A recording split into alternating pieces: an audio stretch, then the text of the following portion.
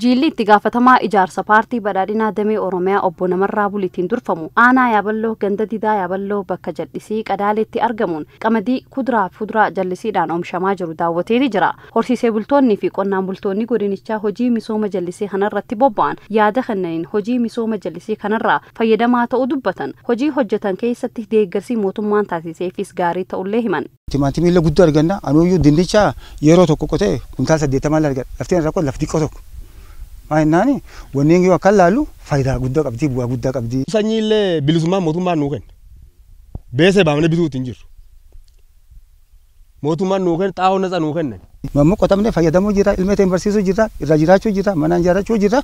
Galatii waaqa gahuuti kan mootummaati. Gam namaati gam horii illee gargaarsa guddaa namaa ta'a. Aanaa Yaaballootti bara kana lafa hektaara 84 qamadiin oomishamaa jiraachuu bulchaan aanichaa obbo Gobbuu Canaa himaniiru. Lafa hektaara 84 qophii isa guutuu xumurame qonnaan bula naannoo tan jiru qofa don taane ogeeyyii isaan deeggartu waajjira asitti galchine ogeessi naannoo tana gale warra naannoo tana maasaa kan yookaan ooyiruu tan qaban bira galanii akka isaan deeggaranii taasisuudhaan hojiin kun jalqabame. Godina Booranaatti bara kana qonna gannaa fi jallisiidhaan lafa hektaara 5,000 irratti qamadii oomishuun karoorfame keessa hanga ammaatti lafti hektaara 2,500 irra facaafamu itti aanaan itti gaafatamaa waajjira qonna godina Booranaa obbo Jaarsoo Qancooroo himan. Bokkaa gayyaatii fi jallisiidhaanii hektaara 5,000 akka karoora qabame hektaara 5,000 sun keessa midhaan kintaal 100 fi 50 waliin argamanii jedhameeti.